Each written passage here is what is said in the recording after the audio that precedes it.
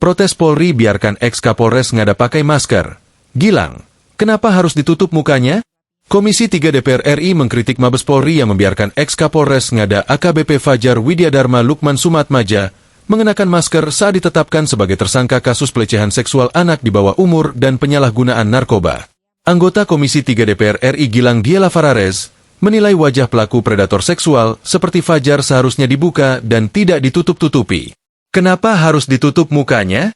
Ini predator seksual pada anak lo, yang buktinya sudah beredar bahkan hingga ke luar negeri. Masyarakat harus tahu wajahnya supaya jadi warning, kata Gilang kepada wartawan, Senin 17 Maret.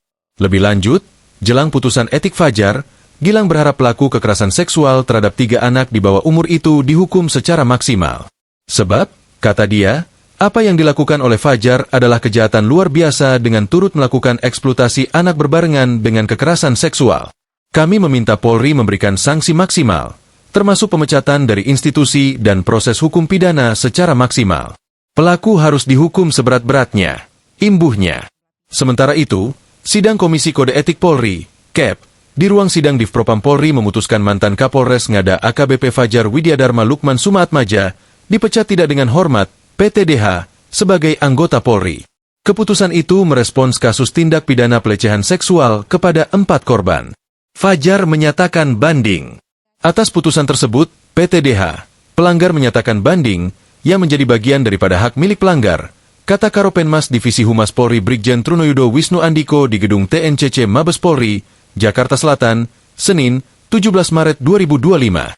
AKBP Fajar telah ditetapkan tersangka kasus kekerasan seksual terhadap anak di bawah umur. Ia terbukti membuat dan menyebarkan konten pornografi anak menggunakan handphone.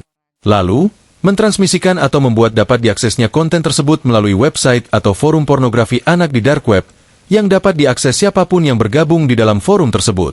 Polri akan memeriksa 3 handphone yang diduga menjadi alat perekam video porno bersama 4 korban. Total ada 8 video porno AKBP Fajar dalam compact disc, CD, disita penyidik Polda NTT. Sementara itu, 4 korban Fajar ialah anak usia 6 tahun, usia 13 tahun, dan usia 16 tahun. Lalu, 1 orang dewasa berinisial SHDR alias F usia 20 tahun. Selain proses etik ini, Polri memastikan akan memproses pidana perwira menengah, PAMEN, itu.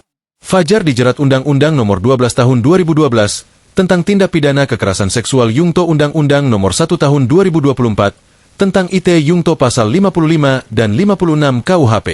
Ancaman hukumannya, pidana penjara paling lama 15 tahun dan denda 1 miliar rupiah.